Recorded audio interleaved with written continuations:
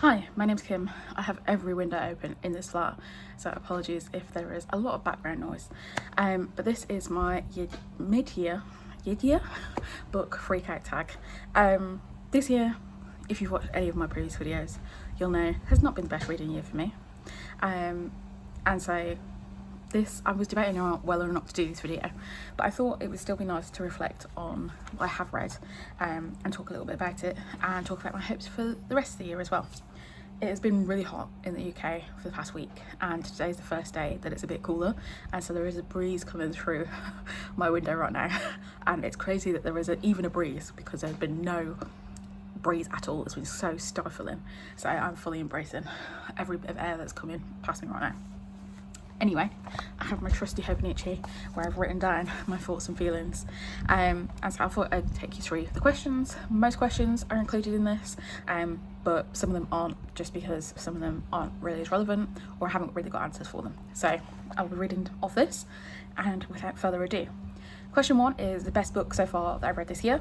I picked The Great Work by Sheldon Coster. It is a kind of Weird West book where we're following our main character who is taking on the hunt for this giant salamander that his best friend was desperate to kind of track down and find.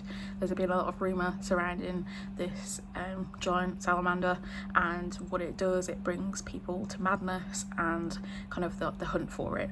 And so we follow him, and we follow his nephew as well, who is on the run essentially. We meet a couple of other characters, and it is a lot about colonisation of Native American lands and the way in which Native people are treated, and the racism that comes along in that time period of the kind of like cowboy Midwestern era. I really like this one because it felt like a Weird West. It had those elements of kind of well, you didn't quite know whether things were real or whether it was madness, but it felt quite rooted in reality. And so it was until we got quite far in that we are kind of faced with what is actually going on, and especially towards the end it gets weird, and I really liked it. It reminded me of The Country Under Heaven by Frederick Durbin that I read, which I think there's parallels between the two of them, and they're kind of weird western, and it's just a trope or a genre that I really enjoy. I ended up feeling pretty content with how the book wrapped up and how it finished, and so it's one of the few books I've given 5 stars this year. There's a couple of others, but I've kind of mentioned relevant areas or put them in relevant other areas, so I thought I would give this one a shout out because I haven't really heard anyone talk about it at all, and so it's one that I would definitely recommend if you're interested. The best sequel I'd put down, I have not read a lot of sequels this year. I'm notoriously bad for reading sequels anyway, but any sequels that I have read I have not necessarily loved as much as I expected. Cough cough. Dungeon Crawler Cult 8, and so for this one I kind of cheated a little bit and I just put down the Dungeon Meshi series. So I've been reading it this year. It is part of what I wanted to read for our fantasy bingo for the kind of food based question, but also because my friends have been telling me to read it for a long time, and also we're playing a D&D campaign that's set in the Underdark, and my DM has obviously read Dungeon Meshi. They're the ones who are telling me to read it, and it's taken a lot of inspiration to kind of add homebrew elements, and so I'm really enjoying kind of making my way through it. It's definitely been something that I found relatively easy to read so far this year, and it's really nice to kind of just dip in and out of the manga series in between the other books I'm reading. I've read 3 volumes so far. I've got 4 to 6 to read at the moment. I've currently got them because my friends have let me borrow them. I just think that they're really light-hearted, and I enjoy the kind of like crazy bits where you've got Laos who's like, is this creature sentient? Can we eat it? I wonder what this would taste like. And I know that there's an overarching story that we're going to get more into, and you can kind of see that starting to come the more that you're reading. So I'm looking forward to see where it takes us, and I really do need to sit down and read the rest of the volumes I've got because they are fairly easy to get through. I just have not had the capacity to do anything other than lie on the sofa and eat ice lollies for the past like 5 days. I realised that looking back on what I've written, I technically answered this question wrong because there are 2 anticipated new release questions, one for the first half of the year and one for the second half of the year, and I've just now looked at it and realised I put 2 for the second half of the year, so I'm just going to go for that anyway. So first one is Daggerbound by T. Kingfisher. It is the sequel to Sword Heart. I really quite enjoyed Sword Heart when I read it last year. I've read a lot of T. Kingfisher's fantasy works, I think they're really easy to read, and I'm really curious to see how the series is going to continue, because it has been a while since that one was published. We have Leonard Edmund, who made an appearance in another book series of T. Kingfisher's, who's going to make a reappearance, and I'm really interested to go back specifically to the Sword Heart world, because I read all of the Paladins books last year. Was it last year? Yeah, it was. I was trying to remember when it was then. And so I think it's going to be really interesting to see the kind of juxtaposition between the two books, because there's a little bit of crossover, so I'm looking forward to that. My second anticipated one that comes out in about a month's time is The Sea Hides Its Dead, by Megan Bertranger, I think is the last name, which is about deep sea monsters and mythology, and about someone who is working with the academic professor at the bottom of the sea. It ticks all the boxes in terms of things that I'm interested in: the deep sea and giant leviathan beasts of the unknown, and so I'm really looking forward to reading that one when it comes out. I've not had a lot of luck with kind of anticipated releases so far this year. I've only pre-ordered a couple, Operation Bound House, Salt Swept, and The Red Winter were the kind of 3 books I actually pre-ordered this year, because I've tried to spend less money on physical books and get them from the library, and all of them I have mixed feelings about. So it wasn't, I always feel like pre-ordering is a risk, in the sense that you never know obviously what it is that you're going to like, especially if it's a book that you haven't necessarily read from that author before, or they're a debut author, or even if you have read from them before and it's a different book in the series, or you know, in a different series entirely. So I'm kind of a bit, not nervous, but I guess wary in terms of pre-ordering, but it does tick all the boxes for things that I should enjoy, so I'm hopeful that I will like it. Then we have Biggest Disappointment. For this one I put The Red Scholar's Wake by Aliette de Bodard. This one is set in space. I read it for last year's Our Fantasy Bingo. It finishes in March, so I read it still in this year. I saw bad things about this before going into it. It has a really low average rating, it's like 2 point something stars, and I kind of was like, how bad can it actually be? And I had selected it because I do a BIPOC authors card, and also it was about non-seafaring pirates, which fit in the square that it was for, and it was just not great. The writing I really struggled with, the plot felt so choppy, and it is a shame, because I think it could have been interesting as a read, but I just did not enjoy it, and I very much was speed reading to get through it, to finish up the bingo card, because it was getting towards the point where I needed to just finish the squares, otherwise I wasn't going to complete the bingo, and I wanted to, so I kind of just sped read as much as I possibly could, and yeah, I didn't really like it, and it's a shame, because I think that Aliette de Bodard has put out a lot of work with some really interesting concepts, and obviously is a Vietnamese author as well, and so it's quite nice to see that aspect integrated into the books. I have to say that is one of the strong points. Vietnamese culture is taken and kind of just adapted into the works, even if it's a sci-fi based novel.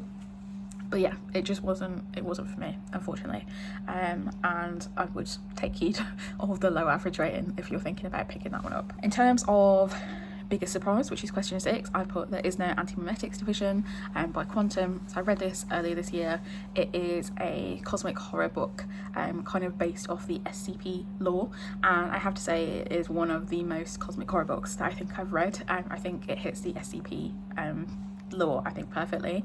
SCPs, for those who don't know, are these giant kind of unknowable creatures, and it started off as kind of like internet lore. I don't know if it was like 4chan or something like that, and it kind of spread from there, where you have people who were adding to the SCPs, and it kind of was almost like a group project in a sense, and so this book follows our main character who works for the agency, and the point is that no one knows about this division, because you don't know it exists, because you physically cannot understand or quantify what is going on. And so the book took me by surprise. I think it was really brutally honest about the risks which involve these unknowable creatures, which sounds silly, but it really felt human in the way that it tackled the fact that you have to jeopardize your relationships, whether you even want to be in a relationship with someone, because you can't disclose this information to them, and everything that kind of comes around that, as well as the fact that you are losing memories, or you're at risk of losing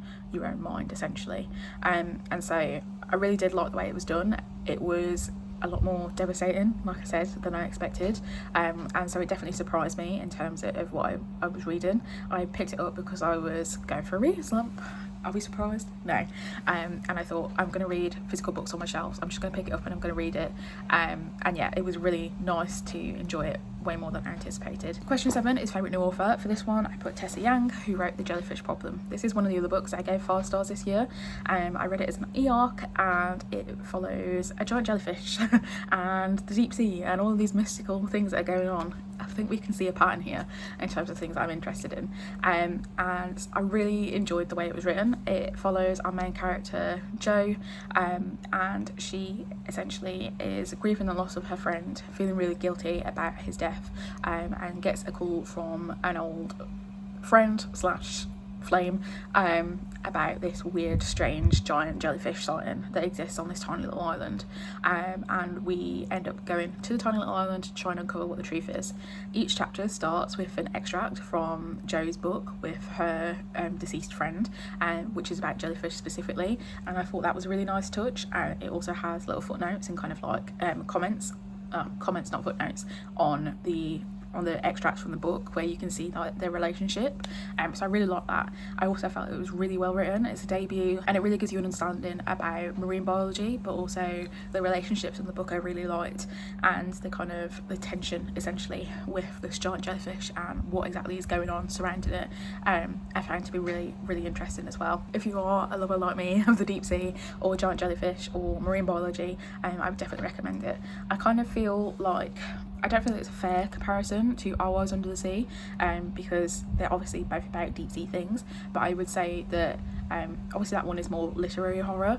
The Jellyfish Problem, I would still say, is more literary in that it deals really strongly with grief as its main kind of component, but there are other elements to it as well, so I would kind of say grief fantasy, if that makes sense, and so I did really like it. I would recommend it, and I do need to go and pick myself up a physical copy now that it's actually released.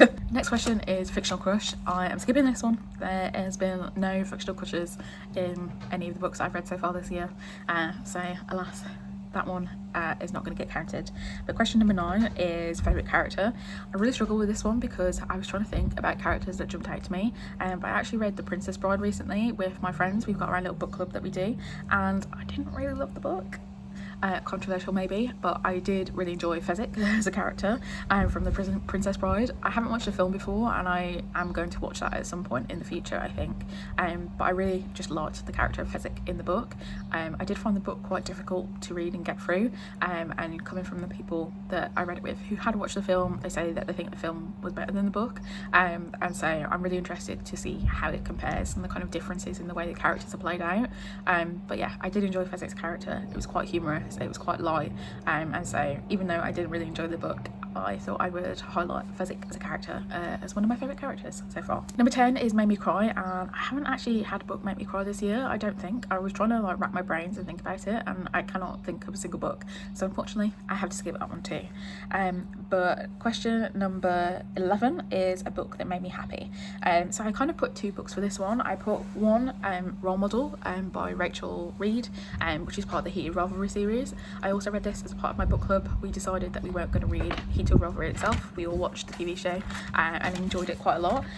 The wind is really blowing right now, but we decided to just pick another one in the series and give it a try, and I was really surprised at how easy it was to read, and I am notoriously a person who does not read romance, but I really was kind of glad that I picked it up. I found it quite easy to get through, and it was definitely one where I was like, oh, this is fairly light-hearted.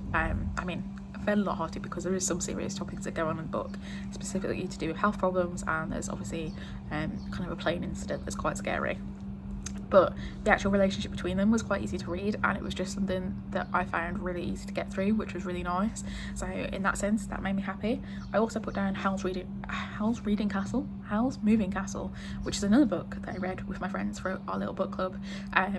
and I read that at the beginning of the year in January. It is a really easy book to get through as well, and it's really interesting, having watched the film, to read the book and see the kind of differences between the two of them. The book itself is set in Wales, and so it was quite fun to see the kind of Welsh commentary that goes throughout the story, compared to obviously the Studio Ghibli adaptation, which is completely different. It's obviously not set in Wales, and so it was very different vibes, but I think that they are both really good as kind of separate entities, even though they are the same, and so that also made me really happy. The most beautiful book that I purchased, I would say one that I physically have at the moment, is probably The Red Winter. I'll insert some photos of it, because I don't actually know where I put it. I think it's back on my bookshelves physically at the moment. However, I am part of the Broken Binding subscription, and their next set of books that they're releasing are Piranesi and the Jonathan Strange and Dr. Norrell. That was it. I was like, I know there's a word strange in here somewhere, and the Piranesi edition in particular I think is going to be really stunning. So I don't physically have it at the moment, but I will have it in the next 2 months, so I wanted to include it in here, and I'll insert a picture here too so you can see just how beautiful it is. I also actually am waiting for my copy of Mortdance Peril by R.J. Barker from the Broken Binding, which I also think is a really nice cover. So I have paid for that one. I just don't physically have it yet. It should be getting released at some point this month. I'm sure it was a June dispatch. I'll have to check up on that. Anyway, next question is must read book before the end of the year. For this one I've put Moby Dick, because it was one of the must reads that I wanted to read in my 20ish books I'm reading in 2026. It is quite a chunky book, but I'm really curious about it. I really want to read it again. It's to do with the deep sea and the giant whale, and I just want to read it. I think I'll be really interested in it, and so I really do need to read that before the end of the year. I think sometimes I just struggle to sit down and kind of force myself to read classics, which is a little bit unfortunate, but yeah, I definitely want to read that one by the end of the year. And then the last question is favourite booktubers or / people in the community. I have all my regular favourites that I've been watching, that I mentioned in last year's video. I wanted to highlight someone who wasn't a booktuber but a stationery tuber, I guess, because that is something that I've been consuming a lot of content for recently. So Job's Journal, close that over because it's blown away. Job's Journal I've really been enjoying watching. It's really nice to just see different aspects of the stationery world and kind of behind the scenes and different ways that you can use your journals, and so I've really been enjoying Job's channel, and I would definitely recommend that you check his channel out if you have never done that before.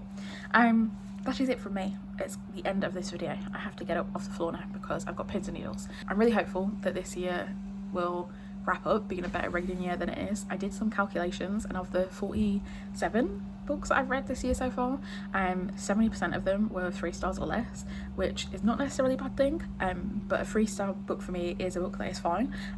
4 and 5 stars are obviously books that really kind of like hit me a bit more. So only 30% of my reads this year have been books that have kind of really struck me as ones that are really memorable and that I really enjoyed, and so I think that's part of why I've had a little bit of a reading slump, and I've kind of felt like I was just slowly making the motions through reading. I'm hopeful that I'll read some more good books by the end of the year, fingers crossed. And I also do want to reach my goal of 100 books. I've definitely been a lot slower reading than I have the past 2 years, but I'm pretty confident that I'll get there because I've nearly hit 50 books in 6 months, so I'm pretty sure that I'll get through another 50-ish by the time December rolls around.